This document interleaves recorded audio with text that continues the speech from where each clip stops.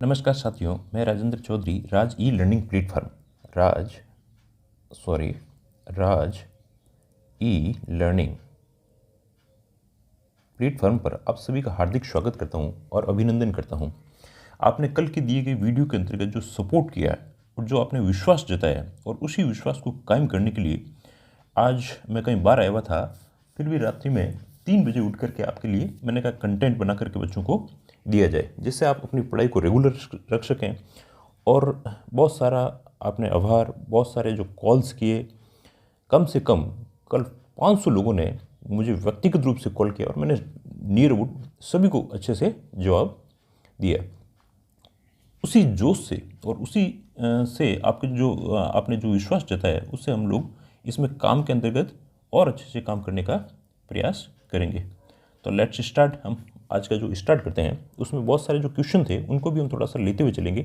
हो सकता है कि आज का वीडियो थोड़ा लंबा हो जाए, परंतु आपको धैर्यपूर्वक देखना है। धैर्यपूर्वक देखने के अंतर्गत हम सबसे पहले तो हमेशा 2 चीज़ तो ध्यान रखनी है। एक तो आपका सिलेबस और एक आपके प्रीवियस ईयर्स के क्वेश्चन। प्रीवियस ईयर्स के क्वेश्चन कुछ लोगों ने कहा कि सर एक ही साथ में प्रोवाइड कर दो, पर कुछ लोग इसको बेच देते हैं और इसलिए हमने प्रीवियस ईयर के जो क्वेश्चन हैं उनको आपको स्टेप बाय 10 के जितने भी मेरे पास में जो अवेलेबल है उनको आपको उपलब्ध करवा दिया जाएगा। मुझे एक भी चीज़ ऐसी नहीं है जो आपको ऐसी कोई रखनी है, आपको ही सब चीज़ें देनी है। अब इसके अंतर्गत आता है सिलेबस में क्या जो बुक्स है, अपन बिल्कुल शॉर्ट के अंतर्गत ही बात कर लेते हैं। यहाँ पे बुक्स की भी बात कर लेते हैं, बाकी एक दिन आपको जो फोटो के अंतर्गत भी बता देंगे कौन कौन सी किताब आपको पढ़नी है। देखो, सामान्य ज्ञान जो भारतीय संविधान है और जो राजनीतिक व्यवस्था है एवं शासन प्रणाली है, इसको यदि कोई देखो बेसिक रूप से पहले पढ़ता है। स्टार्टिंग के अंतर्गत ही जब आप पढ़ रहे हो तो सबसे पहले आप एनसीईआरटी से शुरू कर सकते हैं। एनसीईआरटी को आप गो थ्रू हो जाइए, सिर्फ रीड कर लीजिए, उसका रीडिंग करनी है। और इससे भी अलावा यदि आपने थोड़ा ठीक पढ़ रखा है, आपको समझ में आ रहा है, ये इंडिया की जो कॉन्स्टिट्यूशन है उससे संबंधित है, तो आप एक बार उसको लुसेंट को भी पढ़ सकते हैं। जो लुसेंट सामान्य ज्ञान करके आती है, वहाँ से भी आप लोग पढ़ सकते हैं। जितने भी पेज उसके फिर एमसीक्यू निकालें, जरूर। एमसीक्यू नहीं निकालते हैं तो अपन को पता नहीं चलता है। नेक्स्ट इसी के अंतर्गत दिया हुआ देखो, राजस्थान का इतिहास, कला, संस्कृति, परंपरा, विरासत और राजस्थान के भूगोल, ये जो पोर्शन है इसके लिए मैं कहूँगा कि जो राजस्थान अध्ययन की किताबें आती है 6 के अंतर्गत उसका पार्ट 1 है, 7th के अंतर्गत उसका 2nd है और 8th के अंतर्गत आया हुआ 3rd पार्ट है। हालांकि इन सब चीज़ों को अपन अपने टेलीग्राम चैनल है उसमें सब चीज़ें ये आपके डाल दी जाएगी, पर एकदम चीज़ें नहीं होगी सर डालो एकदम, तो उसके लिए अपन कर लेंगे। 6, 7, 8 की जो राजस्थान अध्ययन और 9th और 10th की जो अभी के अंतर्गत किताबें चलती है, 4 किताबें पहले चलती थी 9 से लेकर के 12th तक, ये सारा का सारा आपके टेलीग्राम चैनल पे, क्योंकि जो भी कोई पेपर सेटर होगा वो राजस्थान बोर्ड की किताबों को सबसे ज़्यादा पहले प्रेफर करता है, तो आपको ये चीज़ें करनी है। 9th की किताब और जो 10th की किताब है उसको अभी अपन ने अपने यूट्यूब चैनल पे भी शुरू किया है। सबसे पहले आप उसको पढ़ना कैसे है, उसकी रीडिंग करेंगे। रीडिंग करने के बाद में उसकी जो एमसीक्यूज हैं, जो प्रीवियस ईयर्स के अंतर्गत जो क्वेश्चन आए हुए हैं उनकी भी चीज़ों में चर्चा अपन करेंगे। जो समसामयिकी वाला पोर्शन है, समसामयिकी वाले पोर्शन के अंतर्गत यदि आप देखो अपन लिखने के लिए यहाँ लिख लेते हैं ना, समसामयिकी का जो पोर्शन है, हाँ, समसामयिकी पोर्शन के अंतर्गत आप लोग या तो जो इंटरनेशनल क्रोनोलॉजी आती है वो पढ़ लीजिए, क्रोनोलॉजी, या फिर जो मूल की किताब आती है, छोटी किताब ही पढ़नी है, अपन ज़्यादा नहीं पढ़ना है।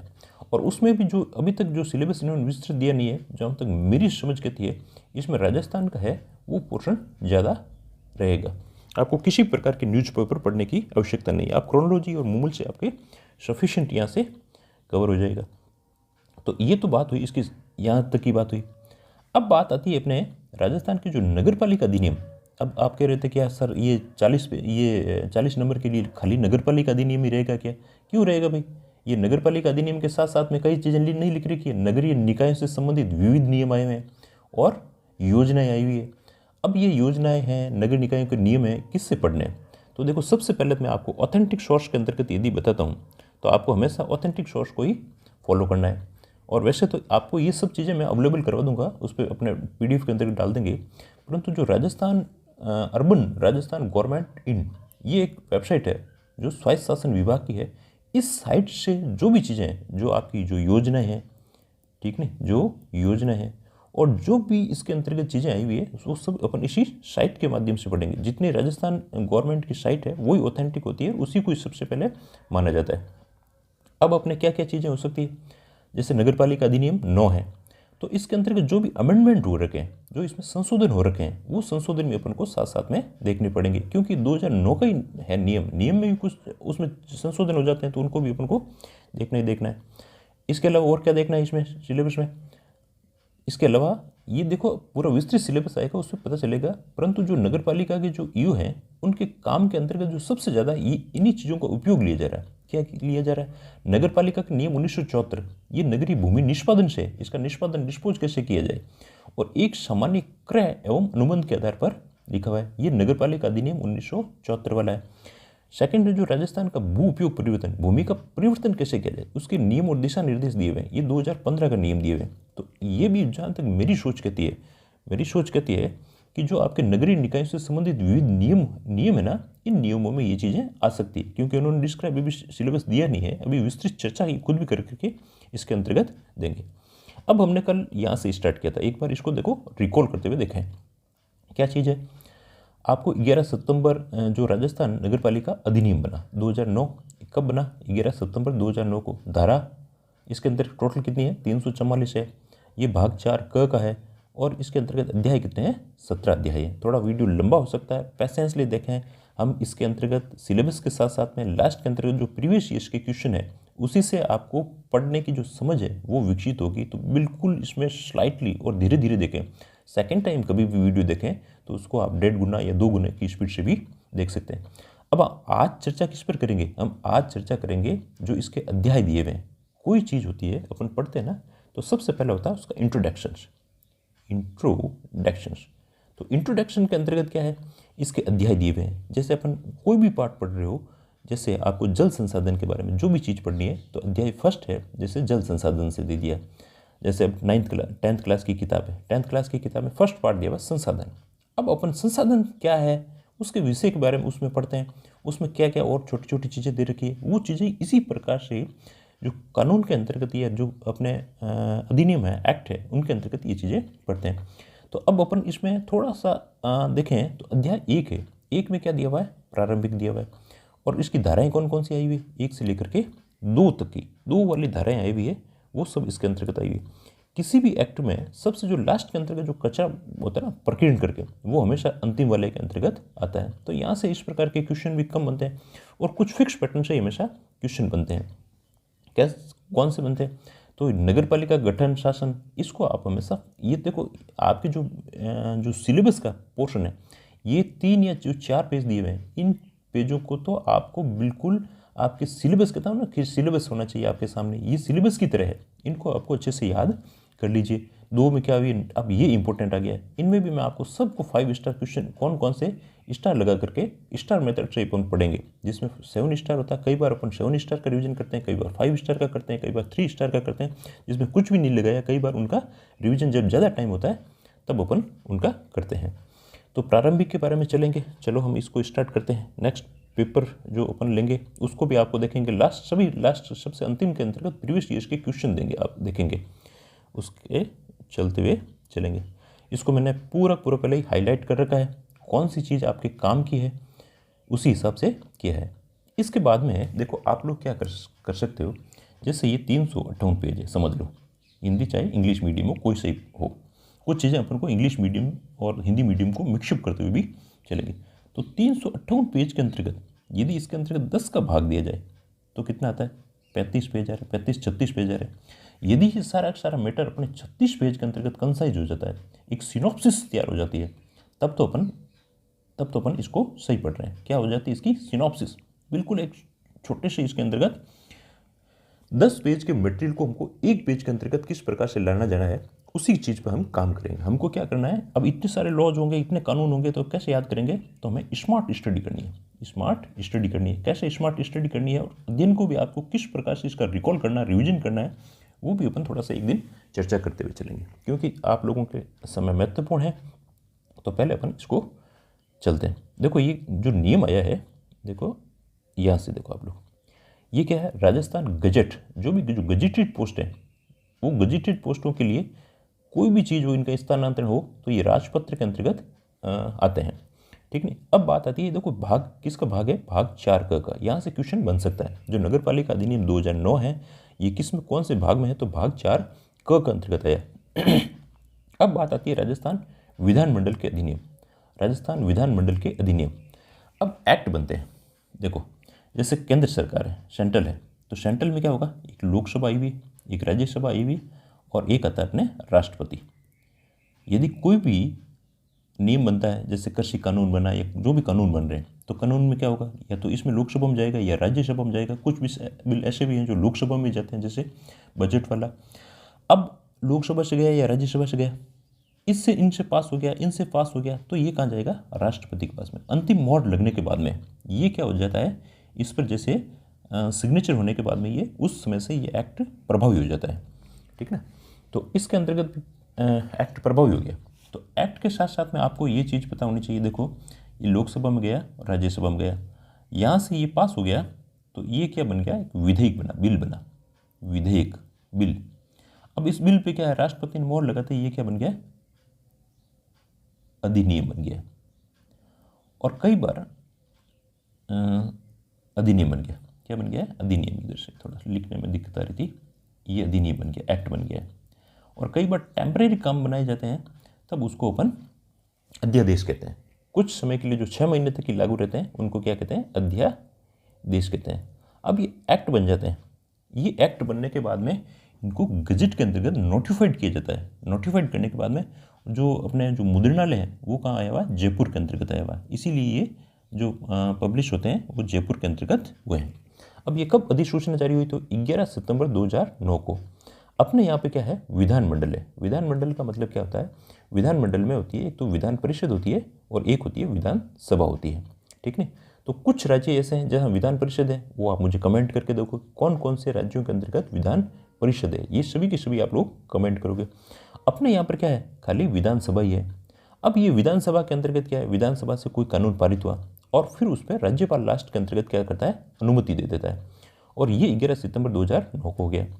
अब इसके अंतर्गत और क्या चीज़, मुख्य चीज़ है, तो आई हुई है राजस्थान नगर पालिका अधिनियम 2009। इसकी एक एक लाइन को पढ़ेंगे और फिर इसके कैसे शॉर्ट नोट्स बनाए जाते हैं उन पर भी अपन डिस्कस करते हुए चलेंगे। तो आपको बिल्कुल धैर्य रखना है और लास्ट तक इस वीडियो को देखते हुए चलना है। देखो राजस्थान की जो नगर पालिकाओं से संबंधित विधियों को समेकित करने, इसमें क्या दिए हुए हैं, नगर पालिका हैं।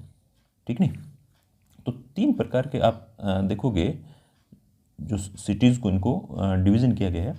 एक तो होती है नगर निगम, ये भी आपको बताना है राजस्थान के अंतर्गत कितने नगर निगम हैं। एक होता है नगर परिषद, ये भी आपको बताना है, नगर परिषद। बाकी नेक्स्ट वीडियो के अंतर्गत इनकी आपको डिस्कस करेंगे, क्या कितनी नगर निगम है, कितनी नगर परिषद है।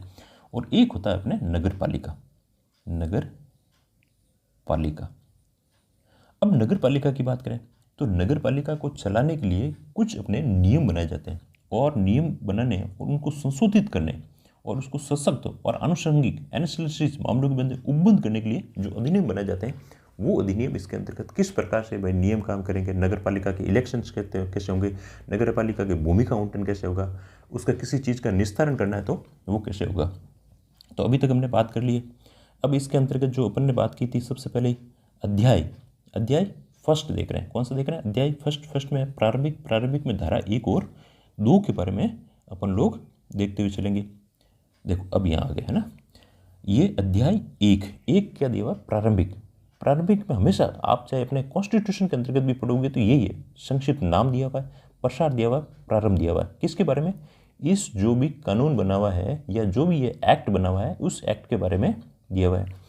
अब इसके अलावा इसमें क्या दिया हुआ है, इसका प्रसार छावनी क्षेत्रों को छोड़कर। अब इसमें मुख्य चीज़ यही है, ये यहाँ पर आप 5 स्टार लगा सकते हैं या 3 स्टार लगा सकते हैं जो भी। तो ये छावनी क्षेत्रों को छोड़कर संपूर्ण राज्य में है। तो अब छावनी क्षेत्र क्या होते हैं, छावनी क्षेत्र क्या होते हैं आपको पता होगा। जब 1857 की क्रांति पड़ी, 1857 के अंतर्गत राजस्थान के अंतर्गत 6 छावनियाँ थी। कौन कौन सी होगी, तो ए, इसको शॉर्ट से देखते हैं, ए नानी, ब्याव, दे, ख। ए से एरनपुरा, ना से नसीराबाद, नीमच, ब्यावर, ब्यावर के बाद में देवली, देवली के बाद में खेरवाड़ा। ये जो 6 छावनियाँ थी, ठीक ना, ये क्या थे, उन समय के जो सैनिकों के थे एरिया था। अब इन लोगों को यहाँ पर है जो यूपीएससी से जो चुन कर के आते हैं, जो आईएएस लोग होते हैं, वो इसके अंतर्गत यूपीएससी से आईएएस मतलब कि इंडियन एडमिनिस्ट्रेटिव सर्विस से यहाँ पर आने वाले होते हैं, वो इसके अंतर्गत शामिल नहीं है। तो इन्होंने बता दिया संस्कृत नाम क्या है, इसका प्रसार कहाँ है, इसका प्रारंभ कहाँ से होता है। अब अपन इसके बारे में नेक्स्ट बात करें तो नेक्स्ट इसके अंतर्गत आ गई अपने अब यहाँ से ध्यान रखना है, सेकंड के अंतर्गत क्या चीज़ दी हुई है, परिभाषा दी हुई है। तो अपन को ये चीज़ ध्यान रखनी है, फर्स्ट के अंतर्गत क्या दिया हुआ है, संक्षिप्त नाम और उनके प्रसार से संबंधित चीज़ दी हुई है। ये आपको शॉर्ट नोट्स के अंतर्गत उतारना है। प्रसार के बारे में दिया हुआ है। जो भाग जो अपने धारा 2 है, धारा 2 किससे संबंधित है, धारा 2 के अंतर्गत क्या है, परिभाषाएं हैं।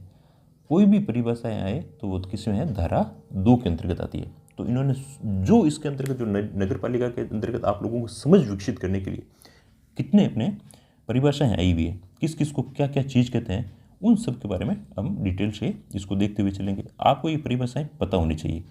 किस लिए पता होनी चाहिए, क्वेश्चन यहाँ से आएगा। कैसे आएगा, देखो सबसे पहले परिभाषा दी है संपरीक्षक की। संपरीक्षक क्या है, अब आपको ये छोटे छोटे से ऐसे लिखना है और छोटे छोटे से फिर इसमें आपको इतनी चीज़ों को अंडरलाइन करते हुए या हाईलाइट करते हुए चलना है। जो आपके ऐसा लगता है कि आपको आ रहा है उसको आपको इतना ज़्यादा रीड आउट नहीं करना पड़ता है। बाकी अपन स्टार मेथड से अपन पढ़ सकते हैं। तो राजस्थान की स्थानीय निधि संपरीक्षा अधिनियम 1954 के द्वारा इसको अभिप्रेरित किया गया। पिछड़े किसे कहते हैं, पिछड़े वर्ग क्या है, तो अनुसूचित जाति, अनुसूचित जनजातियों से जो भिन्न है और नागरिकों के ऐसे पिछड़े वर्ग में अभिप्रेत है जो राज्य सरकार द्वारा समय समय पर उनको डिफाइन कर देती है। तुलन पत्र, बैलेंस शीट, बैलेंस शीट क्या है, से धारा 92 जो 92 है उसके अधीन तैयार किया गया तुलन पत्र। अब इसके बाद में क्या आता है, इस सब की परिभाषा लिखी हुई है। जीव चिकित्सा अपशिष्ट किसे कहा जाता है, तो जीव चिकित्सा अपशिष्ट क्या है, तो मानव और पशुओं के निदान, उपचार, प्रतिरक्षीकरण के दौरान उनसे संबंधित कोई अनुसंधान क्रियाकलाप में जीव पदार्थों के उत्पादन और परीक्षण द्वारा जो उत्पन्न होता है, किस किस को जीव चिकित्सा अपशिष्ट के अंतर्गत शामिल किया जाता है। तो ये चीज़ें सारी की सारी किस में आ जाएगी, जीव चिकित्सा अपशिष्ट के अंतर्गत आ जाएगी। क्या चीज़ आएगी, जैसे मानव का शारीरिक अपशिष्ट है, पशु अपशिष्ट है, सूक्ष्म जीव अपशिष्ट है, अपशिष्ट तीक्ष्णकण है, फेंकी गई औषधियाँ और कोशिका आविष औषधियाँ, ठोस अपशिष्ट है, द्रव अपशिष्ट है। फिर भी यहाँ से क्वेश्चन देखो ऐसा बनने की यहाँ से कम संभावना रहती है। आपको इनके नाम पता होने बहुत ही ज़्यादा जरूरी है। फिर देखो नेक्स्ट, देखो इसके अंतर्गत आया हुआ है इससे ये देख लिया अपने, हाँ नेक्स्ट,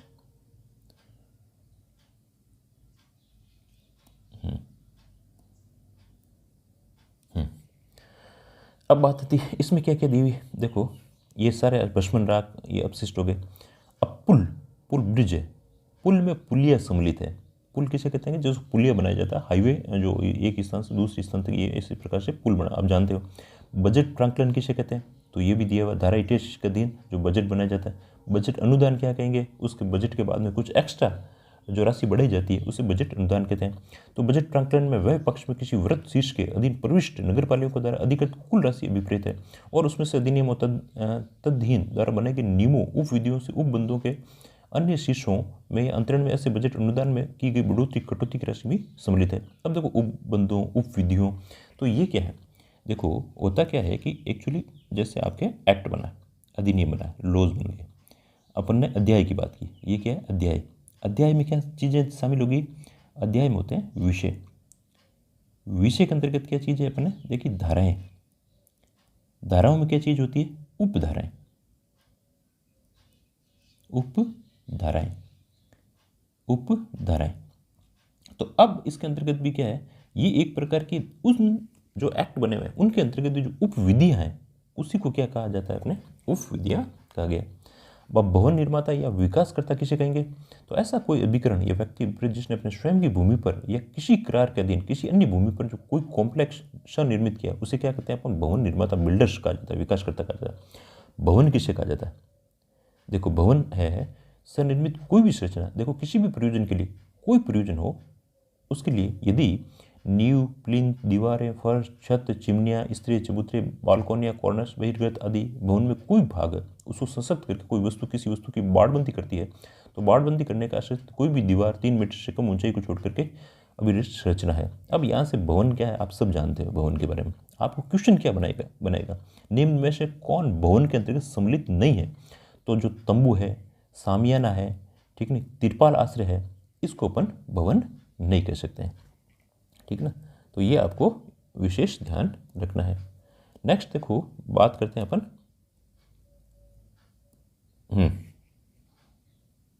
ये तो हो गया। ठीक है, देखो अब इसके में अंतर्गत देखो क्वेश्चन जहाँ आएंगे जहाँ स्टार मैंने लगा रखे हैं उन स्टारों से आपको शॉर्ट नोट साथ साथ में बनाने हैं और साथ ही साथ में आप इस प्रकार का एक पीडीएफ निकाल लीजिए और पीडीएफ निकाल के जो चीज़ें मैंने अंडरलाइन की उनका अंडरलाइन कर लीजिए। जो फिर अपन क्वेश्चन करेंगे उससे आपको सब पता चल जाएगा इसकी क्या है, कुछ नहीं है इनके अंतर्गत। अब बात आती है भवन स्थल। स्थल किसे कहते हैं? जो भवन निर्योजन के लिए धारित भूमि कोई विपरीत है। उपविधि, उपविधि क्या क्या कहते हैं? जो बाईलॉज क्या होते हैं? बाईलॉज उपनियम इस अधिनियम के अधीन बनाई जाती है। इस अधिनियम के अधीन कोई चीज़ बनाई जाती है उसको उपविधि कहा जाता है। सब चीज़ों को डिफाइन करना इसी के अंतर्गत क्या है? देखो अध्यक्ष, यहाँ से क्वेश्चन आपके बनेगा। इसको मैंने 5 स्टार दिया। जो नगर पालिका बोर्ड है, नगर पालिका का मतलब क्या है? जहाँ जनसंख्या 1 लाख से अधिक है, जहाँ जनसंख्या 1 लाख से अधिक है। अब आप मुझे बताना कि नगर परिषद और नगर निगम की जनसंख्या के हिसाब से कैसे बांट रखा है। जो नगर पालिका है वहाँ तो क्या होते हैं? अध्यक्ष चुने जाते हैं। और जो नगर परिषद है वहाँ क्या बनते हैं? उनका नाम, अध्यक्ष का नाम क्या होता है? सभापति होता है। और नगर निगम है वहाँ पर क्या होता है? महापौर होते हैं। अब इनके और भी कुछ नाम चेंज हो गए हैं जो इसमें अमेंडमेंट होकर के चेंज हो चुके हैं, उनके बारे में अपन देख लेंगे। बाकी जनरली क्या चीज़ इसमें क्या दिया हुआ था? अध्यक्ष, सभापति और नगर निगम के अंतर्गत महापौर कहा जाता है। अब आती है मुख्य नगर पालिका अधिकारी। ये आप लोग जैसे नगर पालिका में लगोगे ईओ बनोगे, ठीक नहीं, एग्जीक्यूटिव ऑफिसर। ये मुख्य नगर पालिका अधिकारी कौन होता है? नगर निगम में तो होता है मुख्य कार्यपालक, सीईओ होता है। नगर परिषद के अंतर्गत आयुक्त, ठीक ना, कमिश्नर होता है। और नगर पालिका बोर्ड है वहाँ क्या होता है? कार्यपालक अधिकारी। अब यहाँ यदि आप इसमें ईओ में सिलेक्शन होते हैं, लगभग क्या होंगे, क्या होना ही है आप लोगों को सिलेक्शन, आप इस प्रकार से पढ़ रहे हैं, इतना स्टार्टिंग के अंतर्गत जो आपने समय पे जो स्टार्ट डिसीजन लिया है, तो आप क्या बनोगे? कार्यपालक अधिकारी होता है। इनके इतने दायित्व है, इतने काम हैं, ठीक है नहीं, बहुत ही ज़्यादा अच्छी सर्विसों के अंतर्गत आती है। आप अधिकारी बनने के लिए सर्विस की तैयारी कर रहे हैं। अब आता है पूर्ण दिवस किसे कहा जाता है, ठीक नहीं, पूर्ण दिवस किसे कहते हैं? जब इस अधिनियम में किसी भी उपबंध के दिन नोटिस में कालावधि के संदर्भ में प्रयुक्त किया जाए और रविवार या अन्य अवकाश के दिवस सम्मिलित हैं, साथ में ये भी शामिल होते हैं, किंतु उस व्यक्ति द्वारा किसी नोटिस से संबोधित किया जाता है, ऐसे नोटिस की प्राप्ति की तारीख अथवा नोटिस में विनिर्दिष्ट तारीख सम्मिलित नहीं है, इसे पूर्ण दिवस के रूप में कहा जाता है। अब बात आती है कॉम्प्लेक्स की। देखो क्वेश्चन बनेगा यहाँ से, कॉम्प्लेक्स क्या चीज़ है? कॉम्प्लेक्स क्या है? यहाँ से 5 स्टार लगाया, इसका मतलब आपको शॉर्ट नोट्स इसके बनाने हैं।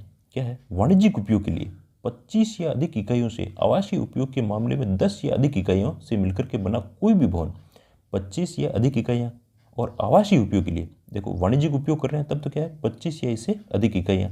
और आवासीय उपयोग के लिए मामले में 10 या अधिक इकाइयों से मिलकर के कोई भी भवन अभिप्रीत है, कोई भवन बना हुआ है, उसको अपन कॉम्प्लेक्स कहते हैं। आपने देखा होगा इस प्रकार से जो संरचनाएं बनी होती है, ऐसे मकान बने होते हैं, अपन कहते हैं यार कॉम्प्लेक्स है, ठीक है। अब कॉम्प्लेक्स किससे कहा? वाणिज्यिक उपयोग ले रहे हैं 25 है, और जो आवासीय उपयोग के लिए ले रहे हो वहाँ पर 10 या इससे अधिक इकाइयों से मिलकर के बना है, उसको अपन कॉम्प्लेक्स कह सकते हैं।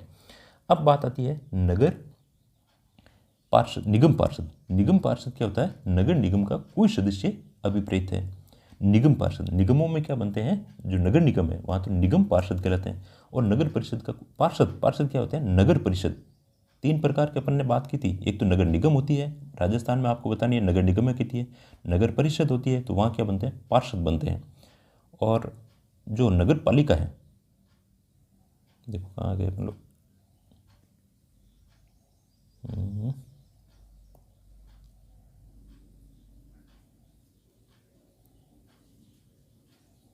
ये हो गया 4 पेपर और ये हो गया अपने 5 पेपर, ठीक है।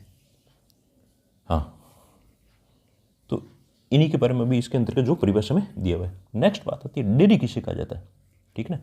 डेयरी किसे कहा गया है? तो यहाँ कोई ऐसा कार्य है, पशुपालन, गौशाला, दुग्ध, ये स्थान सम्मिलित है। देखो यहाँ से क्वेश्चन कितने अच्छे बनते हैं। इसमें विक्रय पर विक्रय के दूध की आपूर्ति की जाती है। इसमें मक्खन, घी, पनीर वाले ये रखने वाले आ जाते हैं। विक्रय के प्रयोजन के उद्देश्य से मक्खन, घी, पनीर, दही, शुष्क, विसंगनित, संगनित और टोंड सारे दूध कर रहे हैं। अब इसमें कौन से सम्मिलित नहीं है, क्वेश्चन बनेगा यहाँ पर। आप इसको क्या कर दो, 3 स्टार, 4 स्टार और 5 स्टार दे दीजिए। कोई दुकान या अन्य स्थान जिसमें दूध का विक्रय केवल उसके परिसर के भीतर दिया जा रहा है या उसके भीतर उपभोग करने के लिए किया जाता है, जैसे आप किसी मकान के अंतर्गत वहीं उसी परिसर के अंतर्गत कर रहे हैं, तो उसको अपन डेयरी नहीं कहा जाता है। कोई दुकान या अन्य स्थान जिसमें दूध का वातरक्षित रूप से बंद और बिना खुले पात्रों से मूल स्थिति में विक्रय या आपूर्ति की जाती है, तो ऐसी दुकान या अन्य स्थानों को प्रथम बार प्राप्त हुआ है। जहाँ से फर्स्ट टाइम प्राप्त हो उसको अपन डेयरी के अंतर्गत शामिल नहीं किया जाता है। तो ये भी आपको इसके अंतर्गत ध्यान रखना है। नेक्स्ट बात आती है अपने खतरनाक रोग, जो एनकरेटेड रोग हैं। खतरनाक रोग कौन कौन से हैं, तो हैजा, प्लेग, चेचक, प्रेस, शोथ, डिप्थीरिया, क्षय रोग, कुष्ठ, इन्फ्लुएंजा, मस्तिष्क कलशोथ, पोलियो, ये सभी के सभी कैसे हैं, खतरनाक रोग हैं। अब बात आती है कोई भी अन्य महामारी, जैसे कोरोना वगैरह हुए, ये भी क्या महामारी आ गई, खतरनाक महामारी हो गई। अब इसमें नगर पालिका का क्या रोल रहता है, क्या उसके काम रहते हैं, उनके बारे में चीज़ें। फिर कि राज्य सरकार इस अधिनियम के प्रयोजन अधिसूचना द्वारा खतरनाक रोगों को की जाती है। तो राज्य सरकार ने भी क्या किया था उसमें, जैसे एक तो अपने वही था कोरोना था, और कोरोना के साथ साथ में एक और जो अपने ब्लैक फंगस था, उसको भी उन्होंने क्या है, इसको एनकरेटेड खतरनाक रोगों के अंतर्गत शामिल किया था। अब बात आती है नेक्स्ट, इसी के अंतर्गत जो 20वां पॉइंट आ रहा है, उसमें पार्किंग स्थान में भी में की न्यूनता, इसे क्या कहा जाता है। ये सब की परिभाषाएं दी है, परिभाषाएं दे रखी है, और परिभाषा हमेशा धारा 2 के अंतर्गत दी जाती है। ये आपको सीधा तुक्के से भी मार कर सकते हो। किन्हीं भी गैर आवासीय भवनों में, जिसमें कॉम्प्लेक्स और संस्थागत भवन चाहे अधिकृत रूप से भूमि उपयोग के परिवर्तन द्वारा निर्मित हो या सम्मिलित हो, विभिन्न प्रकार के यानों के लिए इसमें निर्मित बनाई गई है। उप विधियों के अधीन यथा अपेक्षित पार्किंग स्थानों के लिए स्थान उपलब्ध कराने के लिए न्यूनता प्रत है। इसका मतलब कि जो कॉम्प्लेक्स बना रहा है, कोई भवन बना रहा है, उसको उसकी पार्किंग रखनी भी जरूरी है। आपके जो मकान बनाते हो वो नगर पालिका के अंतर्गत जब बनते हैं, तो नगर पालिका के अंतर्गत पहले नक्शा पास होता है, आप किस प्रकार का मकान बना रहे हो, उसकी पास होने के लिए क्या न्यूनतम उसकी रिक्वायरमेंट होती है। नेक्स्ट अपन बात कर रहे हैं कि निदेशक क्या होता है। सबकी ये क्या है, परिभाषाएं हैं, और परिभाषाएं किसमें है, धारा 2 में है। इनको अच्छे से आप लर्न करते हुए चलो। राज्य सरकार द्वारा इस रूप में नियुक्त किया गया कोई अधिकारी उस अधिनियम के अधीन निदेशक स्थानीय निकायों के कृत्यों का पालन करने के लिए राज्य सरकार द्वारा कोई भी वो प्राधिकृत होता है, आयुक्त के रूप में होता है, क्या होता है, कमिश्नर के रूप के अंतर्गत काम करता है, या किसी अन्य पदनाम से पदाभीत होता है, उसका कोई अन्य अधिकारी अभिप्रेत है। अब नेक्स्ट बात आती है वैन होता है लैप्स। क्या होता है, लैप्स, किसी चीज़ का जो समाप्त वैन खत्म हो रही कोई चीज़ है, क्या होती है, भूजल, सतही जल, चारों ओर से वायु गुणवत्ता संदूषित निवारित करने के लिए विनिश्चित उपायों के अनुसार नगर पालिका ठोस अपशिष्टों का अंतिम व्ययन अभिप्रेत है। नगर पालिका के अंतर्गत सबसे इसका व्ययन, इसको लैप्स किया जाता है। हम बहुत फास्ट भी चल रहे हैं, और आपकी कई चीज़ों को इस बार इसमें जो फर्स्ट अध्याय उसको कवर करते हुए चलेंगे, तो आपको कंटिन्यू रहना है और इसको वीडियो को कंप्लीटली देखना है। अब बात आता है जिला मजिस्ट्रेट क्या है। जिला मजिस्ट्रेट से दंड प्रक्रिया की संहिता, ये दंड प्रक्रिया की होती है जो पुलिस के अंतर्गत होती है, वो संहिताएं 1974 में केंद्रीय अधिनियम 2 की धारा 20 के अधीन जिला मजिस्ट्रेट के रूप में नियुक्त व्यक्ति अभिप्रेत होता है। इन्होंने बता दिया कि जिला मजिस्ट्रेट कौन होगा, तो ये दंड प्रक्रिया संहिता 1973 के अकॉर्डिंग जो नियुक्त किया जाता है। अब नाली किसे कहा जाता है, देखो इसकी भी परिभाषा इन्होंने दी है। नाली क्या था, नाली में मल नाली, पाइप, खाई, जल सरणी में कोई अन्य युक्ति जिससे मेला पानी, मल, दूषित जल, वर्षा जल, अधो मर्दा जल हो, उनमें से अनुशोचन शौचालय पात्र, टैंक, सिंक, खोज, फ्लश टैंक या अन्य फिटिंग, यही बात होगी, उसी को अपन नाली कहेंगे। अब बात आती है कार्यपालिका समिति के बारे में। धारा 55 से निर्दिष्ट कार्यपालिका समिति है। अब आपको यहाँ से देखो, कार्यपालिका, आप एग्जीक्यूटिव ऑफिसर बनने जा रहे हो, आपकी कौन कौन सी जो समिति होगी, कमेटी बनी हुई होगी, उसको भी आपको ध्यान में रखना है। जो 5 स्टार वाले हैं उनको शॉर्ट नोट्स के रूप में लिखना है, बाकी मैं आपको शॉर्ट नोट्स भी प्रोवाइड करवा दूंगा। थोड़ा सा टाइम इसमें हल्का हल्का लगेगा, पर आपको सब चीज़ें अवेलेबल हो जाएगी। अब बात आती है वित्त आयोग। वित्त आयोग कौन सा है, नगर पालिका का अनुच्छेद 243 झ के अंतर्गत क्या दिया हुआ है, अनुच्छेद 243 झ के अंतर्गत क्या दिया हुआ है, वित्त आयोग दिया हुआ है। ये जब अपन कॉन्स्टिट्यूशन वाला पोर्शन पढ़ते हैं तो वहाँ अनुच्छेद 243 के अंतर्गत दिया हुआ है। नेक्स्ट आता है वित्तीय विवरण की धारण बराणु। वित्तीय विवरण जो अपने पैसे हैं उनका विवरण किस प्रकार से, धारा बराणु के अंतर्गत। अब इनको थोड़ा सा आपको अच्छे से देखना। देखो वित्त आयोग है, वित्तीय विवरण दिया हुआ है, तो धारा बराणु के अंतर्गत तैयार किया गया वित्तीय विवरण। पहले इनकी परिभाषाएं देखी गई है और उसके बाद में नेक्स्ट है अग्निशमन दल। ये धारा 256 है, ये प्रीवियस ईयर्स के क्वेश्चन के अंतर्गत आया हुआ जो 2015 के आपके ईयू के एग्जाम हुए थे उनमें ये क्वेश्चन आए हुए हैं।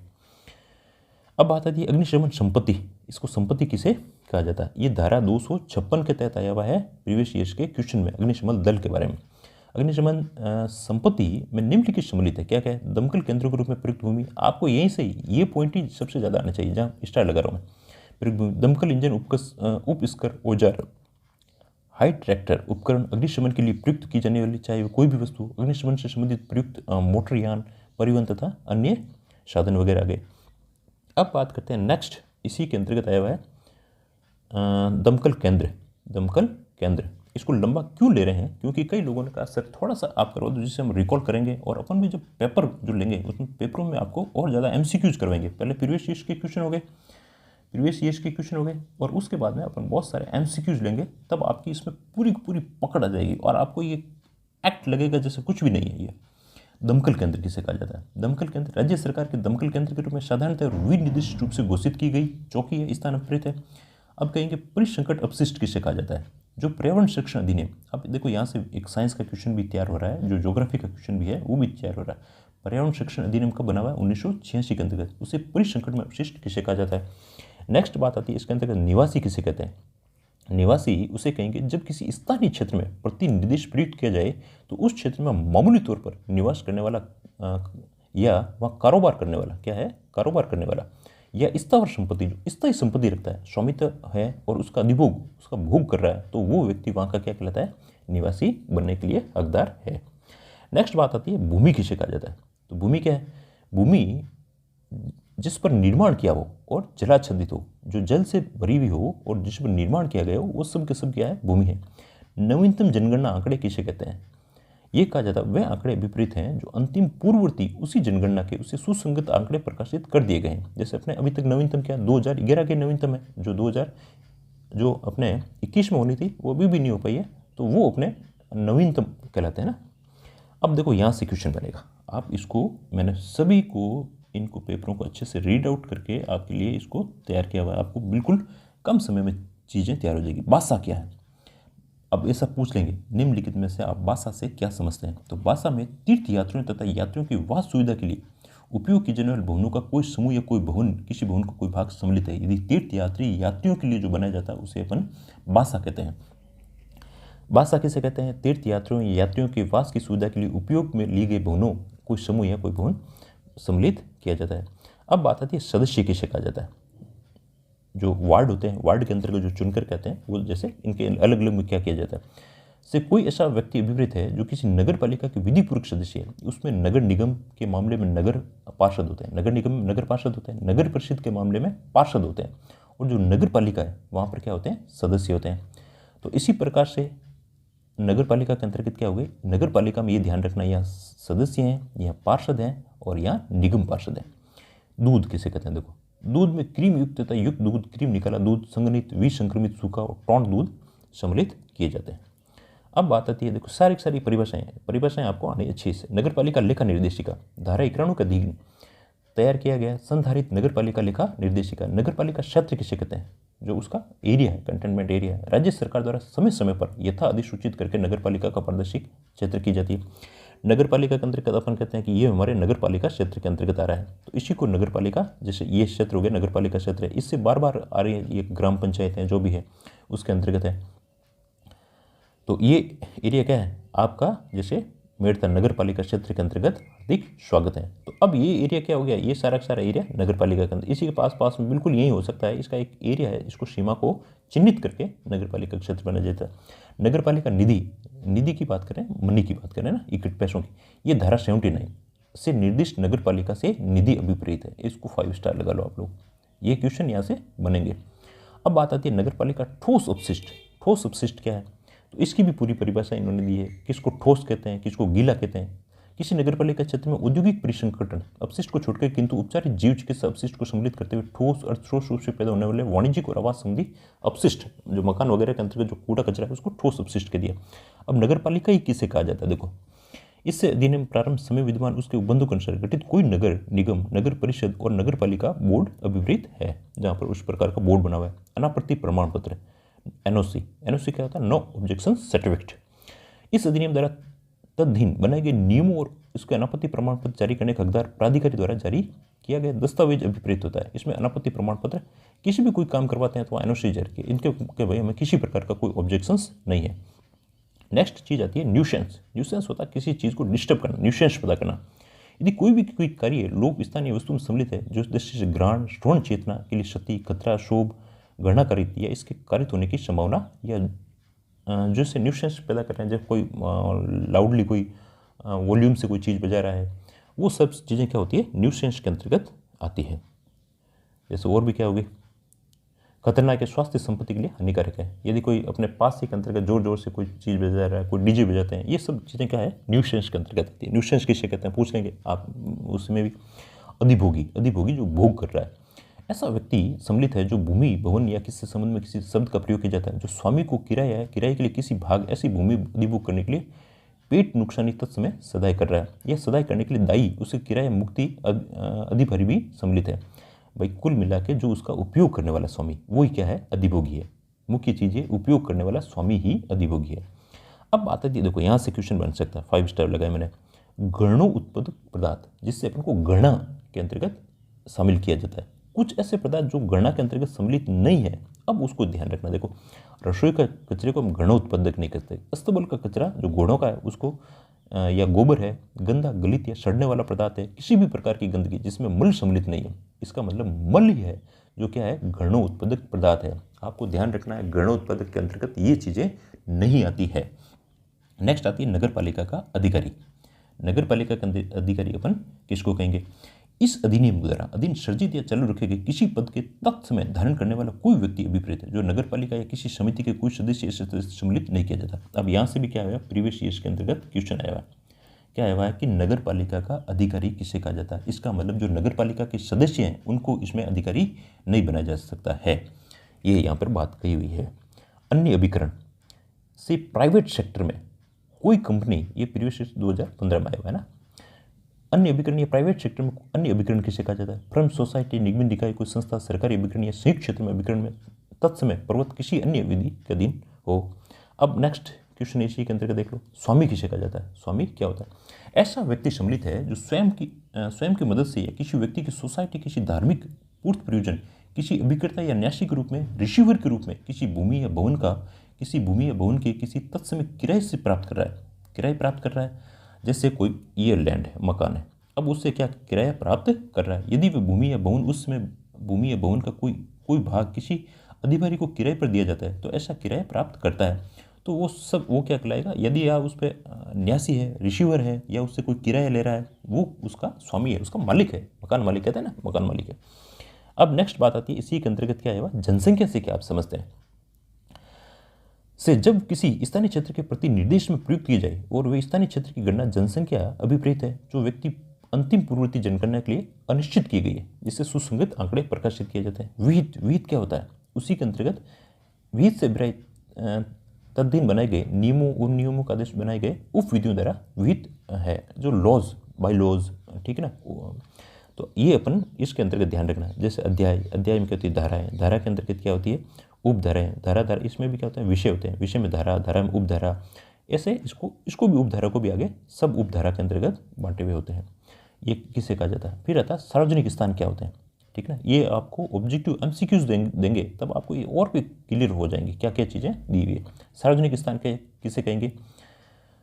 चाहे ऐसा स्थान जो वह स्थान अभिप्रेत है जो निजी संपत्ति ना हो, खुद की पर्सनल नहीं हो, जनता के उपयोग के लिए खुला हो, ऐसा स्थान नगर पालिका में नीत हो या नहीं हो, उसको क्या कहेंगे?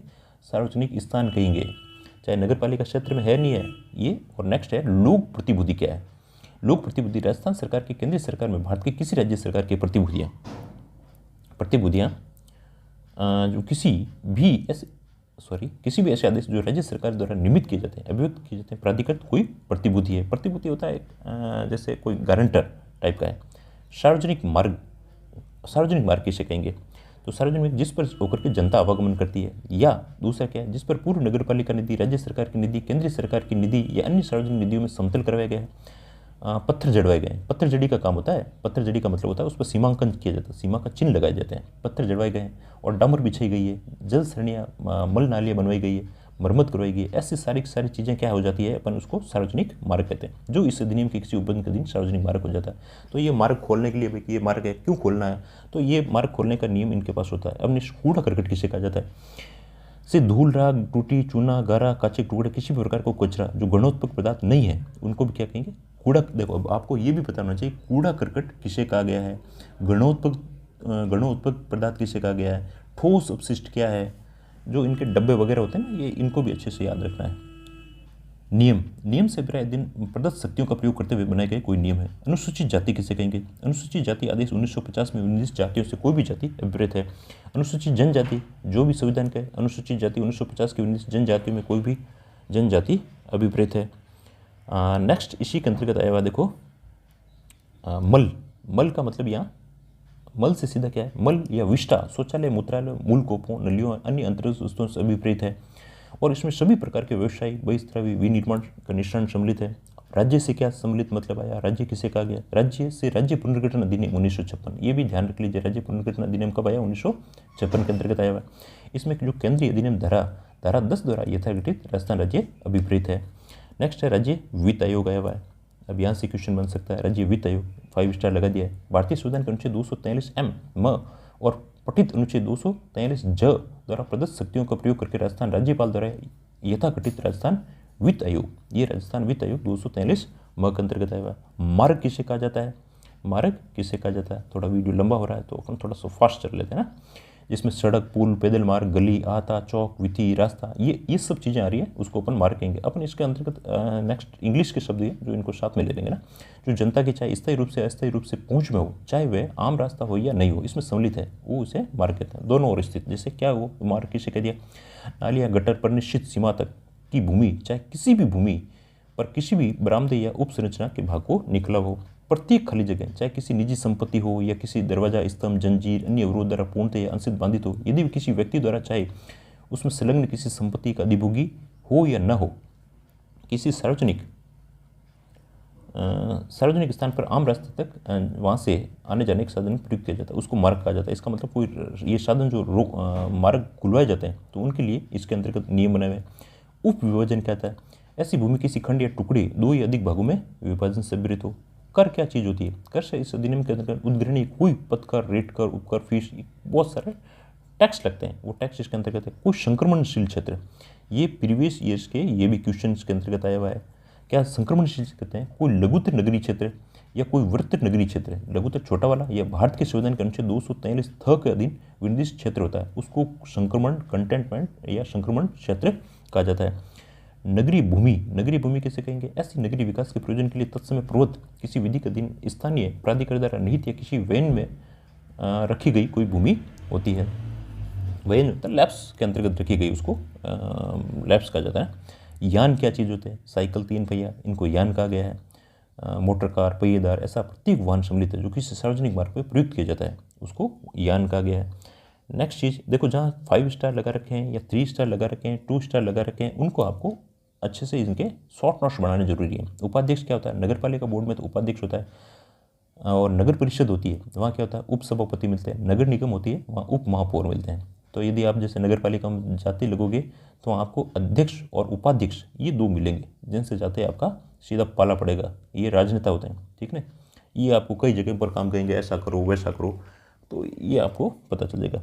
अब जैसे ग्राम क्या है, भारत संविधान के 243 के खंड 6, ये ध्यान रखना है, ये क्योंकि कॉन्स्टिट्यूशन में भी है और यहाँ पे भी है, तो इनको आप 5 स्टार लगा दो। तो ग्राम किसे कहेंगे, संविधान 243 के खंड 6 का दिन कोई ग्राम यदि अभिप्रेत है तो उसे अपन ग्राम कहेंगे। नेक्स्ट आज का अपन इसको फर्स्ट जो अध्याय है इसको समाप्त करते हुए इतना ही लेंगे ना। वार्ड से धारा 9 के अधीन, अब यहाँ से आपको धारा 9 के बारे में अच्छे से ध्यान रखना। वार्ड किसे कहा जाता है कि अधीन बनाया गया कोई वार्ड अभिप्रेत है। वार्ड समिति ये धारा 54 के अंतर्गत बनाया हुआ है। ये सब के सब क्या है, 5 स्टार क्वेश्चन है, 3, 5 और ये भी क्या है 1, 2, 3, 4 और 5। इनको अच्छे से आपको नोट कर लेना है, साथ साथ में कुछ शॉर्ट नोट्स बनते हैं। अपशिष्ट प्रबंधन क्या गया है? नगर पालिका ठोस अपशिष्ट का संग्रहण, पृथक्करण, भंडारण, परिवहन, परिष्करण, व्यय सम्मिलित है। पूर्ण संख्या या कुल संख्या किसे कहा जाता है? जब किसी नगर पालिका के सदस्यों के संदर्भ में प्रयुक्त किया जाए तो धारा 9 की उपधारा खंड के उपखंड के अधीन नाम निर्दिष्ट सदस्यों को उपचित करते हुए तत्समय पद धारण करने के सदस्यों की संख्या अविरत आई हुई है। अब इसका मतलब अपन ने अध्याय फर्स्ट देखा। अध्याय फर्स्ट के अंतर्गत कौन कौन सी आई हुई? धारा 1 और धारा 2 आई हुई है। धारा 1 के अंतर्गत उनके प्रारंभिक नाम वगैरह दिए हुए हैं, उनका प्रसार वगैरह दिया हुआ है, और 2 के अंतर्गत आई हुई परिभाषाएं। तो जितनी भी परिभाषाएं हैं और जितनी भी परिभाषाओं में जो मोस्ट परिभाषाएं हैं उनको आपको शॉर्ट नोट्स बना करके करना है, और कुछ वैसे शॉर्ट नोट्स मैं प्रोवाइड करवा दूंगा आपको, ठीक है ना। अध्याय 2 है जो नगर पालिका गठन, उनके संबंधित चीज़ें आएगी। अब देखो हम कुछ प्रीवियस ईयर्स के क्वेश्चन ले रहे हैं। आपको वीडियो को अभी तक भी पूरा सुनना है और देखना है, प्रीवियस ईयर्स के क्वेश्चन और कहाँ से किस प्रकार से देखो आ रहे हैं, इसी से अपनी समझ विकसित होगी। अब इसके अंतर्गत आया हुआ 10 क्वेश्चन आए हुए हैं, ये भी डीएलबी के अंतर्गत का ही पेपर है। राजस्थान नगर पालिका अधिनियम 2009 के संदर्भ में सभी उम्मीदवारों में नगर पालिका चुनाव रद्द करने पर तत्काल परिणाम क्या होगा? अगर रद्द कर दिया तो क्या होगी? नगर पालिका में राष्ट्रपति शासन, यहाँ राष्ट्रपति शासन से कोई मतलब नहीं है। नगर पालिका में उपचुनाव ये भी नहीं होंगे और आम चुनाव भी नहीं होंगे, तो यहाँ क्या होगा? नगर पालिका का विघटन हो जाता है। ये अपन जो नगर पालिका से संबंधित और भी चीज़ों को देखेंगे, वहाँ अपन चीज़ों को पढ़ लेंगे। अब चीज़ आती है राजस्थान नगर पालिका अधिनियम 2009 के अनुसार किस नगर निगम के एक अधिकारी दूसरे नगर निगम में स्थानांतरित करने का अधिकार होता है? भाई एक नगर निगम था और दूसरे नगर निगम में स्थानांतरित कर दिया, ये सारे के सारे अपने सरकार का काम ही है, और राजस्थान के अंतर्गत है तो राजस्थान सरकार करेगी, डेफिनेट है। 11वां क्वेश्चन देखो, राजस्थान नगर पालिका अधिनियम 2009 की धारा 37 क्या? अब देखो यहाँ से ऐसे क्वेश्चन बन रहे हैं। धारा 37 क्या आई हुई है? तो 37 के अंतर्गत देखो हम धारा 37 को देखें एक बार। देखो क्वेश्चन आपको इस प्रकार से रीड आउट करोगे तब आपको पता चल जाएगा। थोड़ा सा देखो इसमें समय जरूर लग रहा है, पर आप इसमें अच्छे से देखो कैसे अपन रीड आउट कर रहे हैं। ये देखो अपन यहाँ ये धारा क्या आ गई? 37 आ गई। 37 में क्या दिया हुआ है? पद की शपथ दी हुई। क्या दिया हुआ है? पद की शपथ दी हुई। देखो अपन वापस से क्वेश्चन पर आ जाते हैं।